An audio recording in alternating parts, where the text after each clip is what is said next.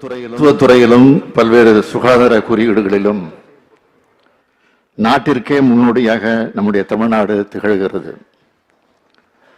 பல ஆண்டுகளாக நமது தமிழ்நாட்டில் பின்பற்றப்பட்ட சிறப்பான மருத்துவ கல்வி மாணவ சேர்க்கை முறைதான் இந்த சாதனைகளுக்கு அடிப்படையாக விளங்குகிறது.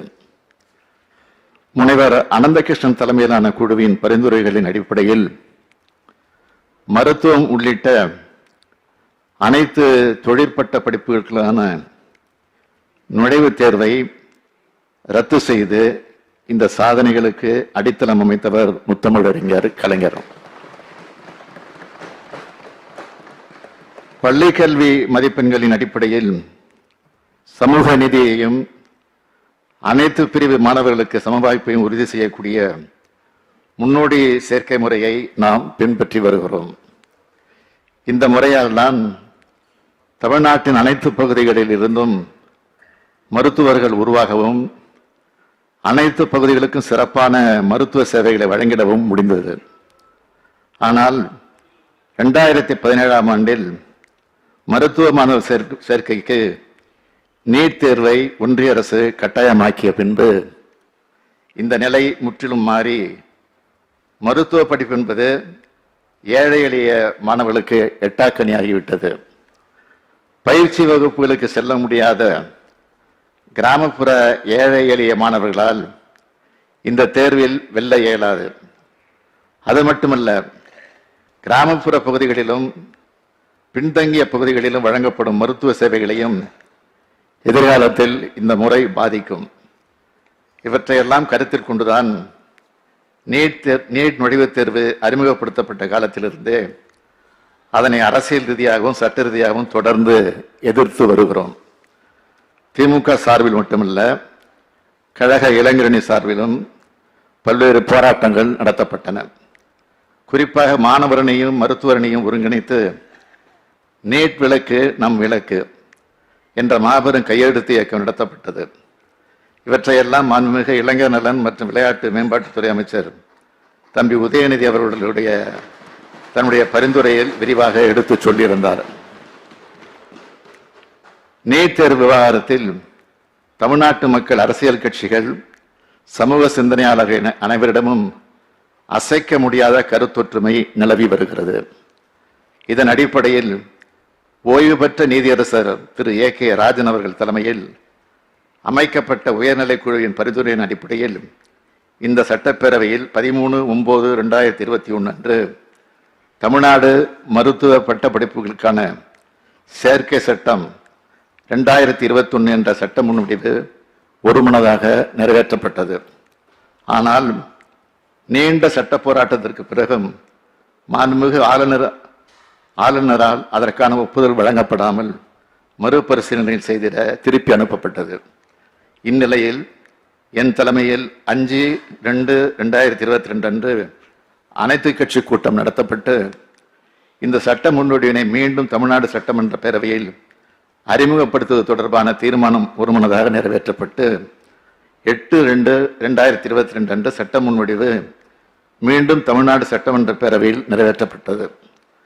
மாண்புமிகு குடியரசுத் தலைவர் ஒப்புதலுக்காக ஒன்றிய அரசுக்கு மாண்புமிகு ஆளுநரால் அனுப்பப்பட்டு இது குறித்து ஒன்றிய அரசால் கோரப்பட்ட அனைத்து விளக்கங்களுக்கும் தமிழ்நாடு அரசு உடனுக்குடன் உரிய பதில் வழங்கியுள்ள நிலையிலும் இதற்கு ஒப்புதல் அளிக்காமல் ஒன்றிய அரசு காலம் தாழ்த்தி வருகிறது.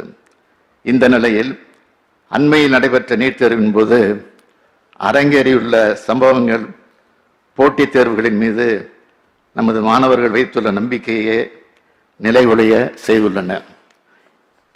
இதுவரை இருந்திராத அதிக எண்ணிக்கையில் மாணவர்கள் முழு மதிப்பெண் பெற்றது.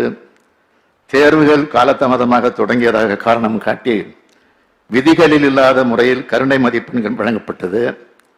இதற்கு எதிர்ப்புகள் கிளம்பியதால் இந்த கருணை மதிப்பெண்கள் ரத்து செய்யப்பட்டு இவர்களுக்கு மறு தேர்வு நடத்தப்பட்டது. பல்வேறு தேர்வு மையங்களில் தேர்வுக்கு முன்னரே வினாத்தாள் வெளியானதாக தகவல்கள். தேர்வு மையத்தில் தேர்வு கண்காணிப்பாளரே விடைத்தாள்களை நிரப்பிய ஊழல் என குவிந்துள்ள பல்வேறு குற்றச்சாட்டுகள். பல ஆண்டு காலம் உழைத்து பெரும் செலவழித்து இந்த போட்டித் தேர்வுக்கு தயாரான மாணவர்களையும் அவர்களின் குடும்பங்களையும் அதிர்ச்சியில் ஆழ்த்தியுள்ளன. இந்த குற்றச்சாட்டுகளை முற்றிலுமாக மறுத்து தவறே நடைபெறவில்லை என்று கூறிய ஒன்றிய அரசு பின்பு மாண்புமை உச்சநீதிமன்றத்தில் குட்டு வாங்கிய பின்னரே இந்த தேர்வை நடத்தும் NTA அமைப்பின் தலைவரே மாற்றியுள்ளது. தேர்வு முறைகேடுகள் குறித்து எழுப்பப்பட்டுள்ள குற்றச்சாட்டுகள் குறித்து CBI விசாரணைக்கு ஆணையிட்டுள்ளது. முதுநிலை மருத்துவ படிப்புகளுக்கான நுழைவுத் தேர்வும் ரத்து செய்யப்பட்டுள்ளது. பல ஆண்டு காலமாக நீட் தேர்வுக்கு எதிராக தமிழ்நாடும் தமிழ்நாட்டு மக்களும் தனியே போர் தொடுத்து வந்த நிலையில் நீட் தேர்வின் உண்மையான பலநிலை உணர்ந்து பல்வேறு மாநிலங்களிலும் இதற்கு எதிரான எதிர்ப்பு கிளம்பி வருகிறது. தமிழ்நாட்டின் குரல் இன்று இந்தியாவின் குரலாக நாடு முழுவதும் எதிரொலிப்பதை அண்மை நிகழ்வுகள் காட்டுகின்றன. மருத்துவ படிப்புகளுக்கான மாணவர் சேர்க்கையை மாநில அரசுகளே முடிவெடுத்த பழைய நிலையை மீண்டும் கொண்டு வர வேண்டும் என மாண்புமிகு மேற்கு வங்க முதலமைச்சர் மமதா பானர்ஜி அவர்கள் பிரதமருக்கு கடிதம் எழுதியுள்ளார். மக்களவை எதிர்க்கட்சித் தலைவர் திரு ராகுல் காந்தி அவர்கள், உத்தரப்பிரதேச மாநில முன்னாள் முதலமைச்சர் திரு அகிலேஷ் யாதவ், பீகார் மாநில எதிர்க்கட்சித் தலைவர் திரு தேஜஸ்வி யாதவ் என பலரும் நீட் தேர்வை ரத்து செய்ய கோரி கடிதம் எழுதியிருக்கிறார்கள். இந்த சூழலில் நீட் தேர்விலிருந்து தமிழ்நாட்டிற்கு விலக்கு பெற நாம் எடுத்த முயற்சிகளை வெற்றியடை செய்யவும், தேசிய அளவில் நீட் தேர்வை அறவே அகற்றிடவும் தேவையான முன்னெடுப்பாகவே இந்த மாமன்றம் பின்வரும் தீர்மானத்தை நிறைவேற்றிட வேண்டும் என்று கேட்டுக்கொள்கிறேன்.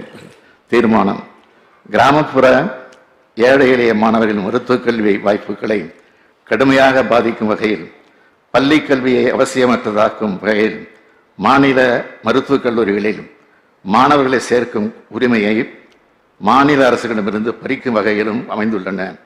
நீட் தேர்வு முறை அகற்றப்பட வேண்டும். இந்த தேர்விலிருந்து தமிழ்நாட்டிற்கு விலக்களித்து பள்ளி கல்வியிலும் மாணவர்கள் பெறும் 12ஆம் வகுப்பு மதிப்பெண்கள் அடிப்படையில் மருத்துவ மாணவர் சேர்க்கையை மேற்கொள்வதற்காக இந்த சட்டமன்ற பேரவை ஒருமனதாக நிறைவேற்றி அனுப்பிய நீட் விலக்கு சட்ட முன்வடிவுக்கு ஒன்றிய அரசு உடனடியாக ஒப்புதல் அளித்திட வேண்டும். தொடர்ந்து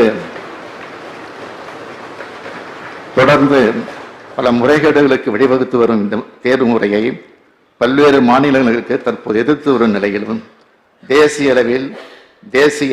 அளவில் நீட் தேர்வு முறை கைவிடப்படும் வகையில் தேசிய மருத்துவ ஆணைய சட்டத்தில் தேவைப்படும் திருத்தங்களை ஒன்றிய அரசு மேற்கொள்ள வேண்டும் என தமிழ்நாடு சட்டமன்ற பேரவை ஒருமனதாக வலியுறுத்துகிறது.